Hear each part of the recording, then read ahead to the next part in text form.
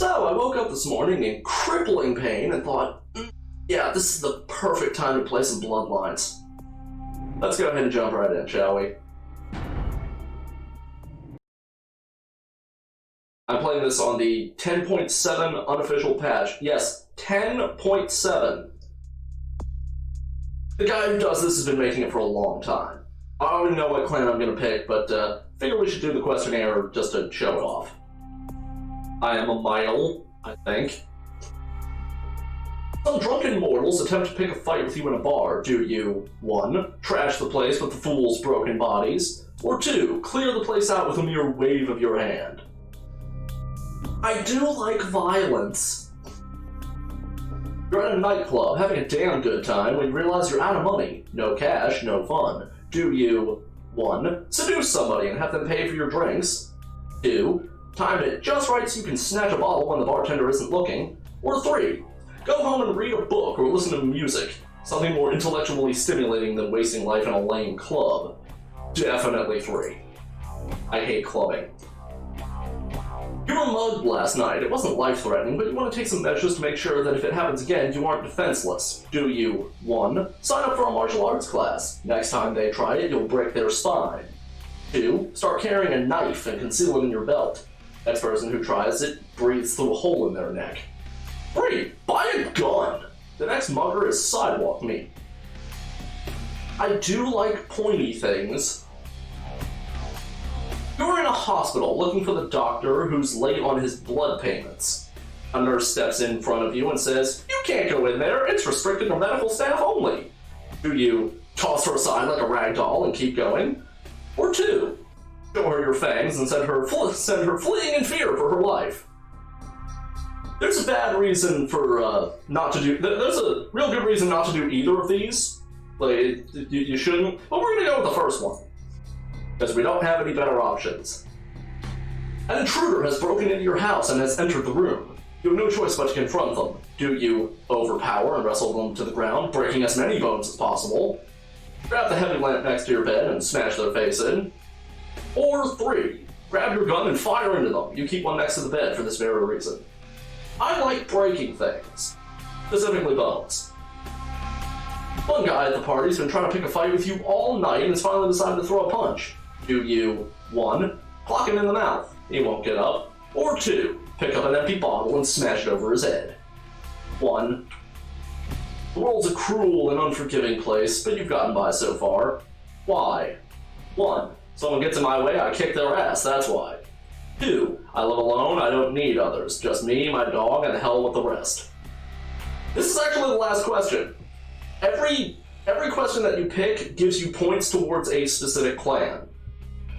Being that I'm an overly aggressive and antisocial dick, my options are 1. Bruja, or 2. Gangrel. I would definitely be more the, I would probably be more of the former, but for this question, the latter. I do not need the help text. You have been embraced by the Gangrel clan, sometimes called nomads, loners, and introverts. The Gangrels spurn the trappings of civilization and prefer to roam the wilds in solitude. Known for having an uncanny connection with the beast within, some learn the power to shapeshift, some meaning basically all. Yeah, the primary clan of Clan Gangrel is Protean, which is basically the ability to shapeshift like Dracula. Though not the Dracula in Vampire the Masquerade, that's a different Dracula. We will not be going with the Gangrel for one reason. The aforementioned Protean. Okay. In the tabletop game, Gangrel are great. They have a great set of disciplines. Protean is one of the best disciplines in the game for just, like, immediate self-preservation. But in Bloodlines, okay, the main thing that you get is basically level 2 Feral Claws, which do aggravated damage, the best kind of the game, and it's basically just an upgrade to your brawling. Problem is, even when it's maxed out, the effect isn't pronounced enough to really give you any, like, you're doing like mid-level damage endgame, but your attack combo is actually so slow that enemies will... When you hit enemies, they get stun-locked for the combo. The gangrel combo is actually so slow, enemies come out of it and have enough time to attack and hit you before you're done doing the animation. It makes them borderline unplayable. Anyway, we're not going to be playing this gangrel. Your options here, just to show them all off: Brujah, Gangrel, Malkavian, Nosferatu, Toreador, Tremere, and Ventru. The Malkavian, and yes, this is really what the player Malkavian looks like. The Malkavian is probably the most infamous of the various clans because all of your dialogue choices are rewritten into a specifically Malkavian way, and a lot of the time people will react to you babbling like a moron. We're not going to be playing the Malkavian for a couple reasons. Number one, not everybody does Malkavian. Number two, because a lot of the Malkavian's dialogue is actually a spoiler. I don't want to give anything away, but the Malkavian secretly already knows every plot point, even if they don't realize it. It's weird, and I'll explain later. I might come back to this game for 2 additional playthroughs. One for the Malkavian, because their dialogue is just that good. And 2, brace yourself, this one's real bad, the Nosferatu, who I think might actually have even better dialogue than the Malkavian. Yeah, the Nosferatu thing is that they are hideously ugly. You see those nails? Those aren't claws, those are just their nails. They can't trim them, they'll just grow right back. Those fangs? Yeah, every tooth is a fang. They literally look like Count Orlok from Nosferatu. If they're lucky. Some look way worse. Case in point. That is zombie bad. Anyway, moving along. Okay, quick thing to talk about for tiers. The Brujah are actually not that good in this game because their discipline spread is actually too good. Celerity is game-breakingly powerful. Potence is, again, really good. And Presence is a massive debuff. So, the Brujah are actually gimped by their own awesomeness. You have to spread your XP too thin. Weirdly enough, and I can't believe I'm going to say this, probably the best clan in the game are the Toreador. Because Auspex is absolute garbage in this game. See this? At level 5, that's all it does. And it says that it reveals auras. That seems to be really glitchy because a lot of the time it doesn't. And I don't think it does it through walls either. So, the only ones that are really worth using are Celerity and Presence, which are both insanely powerful. In addition, Toreador don't frenzy as easily as Brujah. And the main thing that the Brujah get is Potence, and I think that, yeah, they get a +1 to their unarmed combat. Which, if you're using unarmed combat as your primary thing, you're probably playing a challenge run or a gangrel.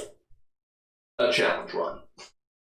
Also, something I just want to point out, all of the character models are exclusive to each of the clans. And the Brujah are stereotyped as the brutish thugs who solve all of their problems with violence. And the male Brujah character model is a purple black guy. I'm not saying, I'm just saying. Although, on the other hand, the female Bruja is a badass biker bitch who don't take no shit from nobody, so I don't know. Also, is she wearing, like, mime makeup? I don't know. Anyway, the clan that I am going to go with is the Ventru. In part because it's a little hard to play as them because, yeah, let's see. Where is it? Feeding on low-life humans, prostitutes and the homeless, can cause the Ventru to vomit. And also no blood from animals, which in this game means rats. And rats are actually a really good source of blood in this game.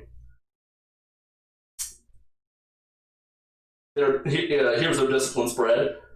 Dominate is, it's actually really good, especially, weirdly enough, probably the best one is Dominate 1. I think without the patch, maybe just without the plus version of the patch, it's free. It has no blood cost. And it's just 10 seconds, they do nothing. They just sit there and... Great. Fortitude is just... You don't take damage. It is just automatic damage soak. Again, really good. And Presence, massive debuff. Seriously, if you max out Presence in this game, like the Toreador I mentioned, max out Presence and Celerity.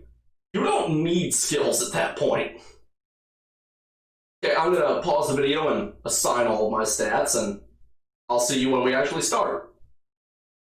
Okay, I haven't actually done the setup yet, but I wanted to show something off really quick. Yeah, that's all. There's actually a really funny glitch with the history. I hope it hasn't been patched.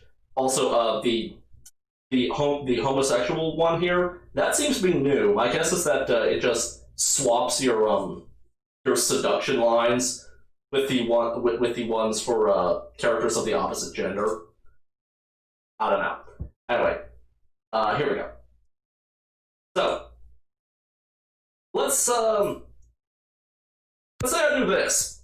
I put 2 points into social and one into mental. So Charisma 3, Perception 2. I have no more points to put in attributes. Now, go into history and change my. I take Juvenile Hall Disciplinarian, which swaps my priority order. This means that I get 2 points in physical, 2 points to put into physical, 1 to put into mental, none to put into social. Hop over to the sheet. The points I put in are still there.